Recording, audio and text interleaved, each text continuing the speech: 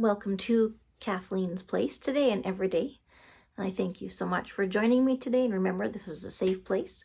Today we're going to be talking about getting out of our boxes that we have been put in, that we've allowed ourselves to be put in, and starting a new chapter in our life. Now, this is a continuation from last video 2 days ago that I had out. And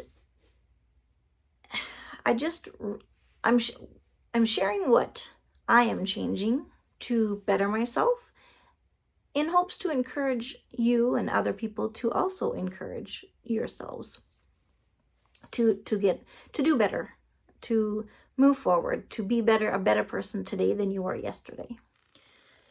So I will link the video before this one in the comments below, because if you're wondering what my first 5 things that I'm going to be changing are, well, you can check out that video.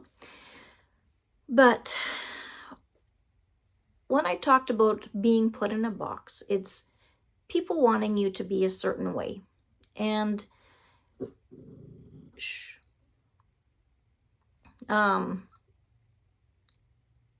so a lot of times, different people are put in boxes. Now, things that I want to do in my new chapter of life is breaking the cycle of the emotional abuse and even physical abuse. And I'm not saying that my husband physically abused me, but I am saying that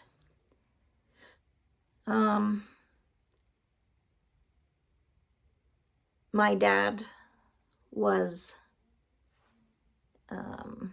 emotionally abuse us, kids, the older ones, of course, more than us.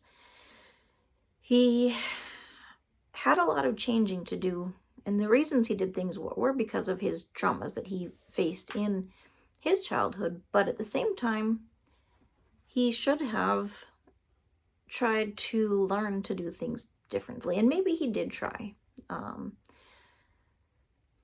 By the time he got to me, the 7th child, he was still stressed a lot, high stress. And the change that I want to make in my life is the yelling, the belittling my kids, or yelling, or different things, because that's something that I struggled with. And getting out of my box is breaking that cycle that has been for a long time. Getting out of the box is, like I said in my last video, it can be hard to get out of that box. It can be very difficult because since we're children, we're put in boxes. And so that's one thing that I really want to change. Is one thing before, when I was younger, even just a few years ago, I was not good at standing up for myself. I would let people walk all over me. I would let, I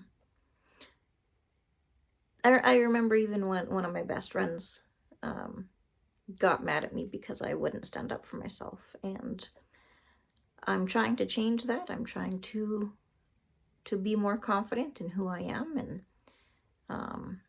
just becoming a better person today than I was yesterday. And now we're going to go on to the next thing that I'm going to be trying to do to stay out of the box that I have allowed myself to be put in, and that I have put myself in. You're going to hear the guitar in the background because my son is learning how to play guitar. So the next thing, I don't remember. One of the ways of me doing things that are healthy for my mind is I will continue putting God first in my life. I had stopped doing that for a while, and I didn't really see that others in my life were putting God first. And that's not an excuse for me to stop putting God first, but I did. That is what I did. And that's okay. We learn from what we do. I will talk to you a little bit about Christianity. There are many things in Christianity that make me angry right now. So, like I said in my past video, I have nothing against God. I'm not angry at God. But the teachings of the church, different things that my husband and kids and I have gone through in churches, I should say. And seeing what other people have been through, I have a really hard time with the organization of religion. I believe in God. I love him, and I like, that's not going to change. But to trust in people, not everybody that's a Christian do I have a problem with. But I just don't think the same that I used to in a lot of ways. And we'll get into more of that in another video, not right now. But yeah, like, bettering my mind is being healthy for myself, for my kids, for anybody that comes along in my pathway. That is something that I feel is very important. Two of my kids are adults. One is almost 16, and they are very important to me. They are just a huge part of my life, and I can still grow together with them, and I am still growing together with them. I want to see them each succeed at what they feel success is, not what I feel success is, not what anybody else in their lives thinks success is. I want them to do what they need to do to be healthy, to have a healthy mind, healthy body. And you know, that's one thing that has been ignored in the Gen X generation for a long time. And Gen X generation, we've got quite a few years in that of us Gen Xers, but our parents didn't believe in labels, didn't believe in meds, being medicated. It was a big stigma.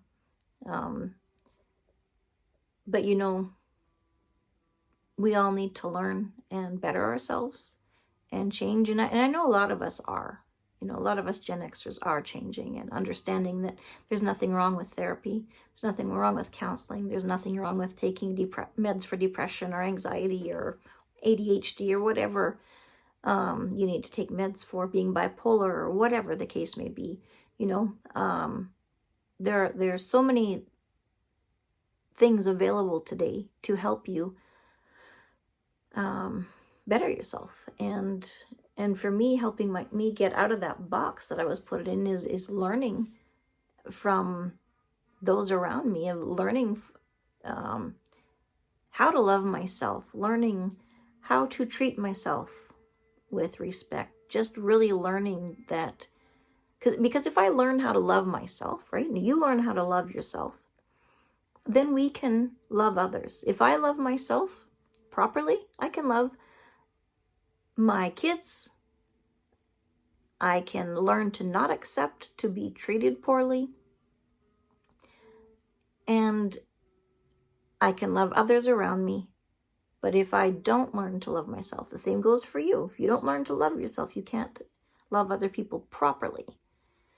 And that's a huge, huge thing. And for me, it took years to learn that I was lovable and that I was worth loving. And so I'm not going to allow that to happen again. I'm not going to doubt myself. I know that God created me in his image, and I know that he loves me, and that he does not want me to live a miserable life, and he does not want me to live a life that is harmful, or where I'm being harmed or my kids are being harmed emotionally or in any other way.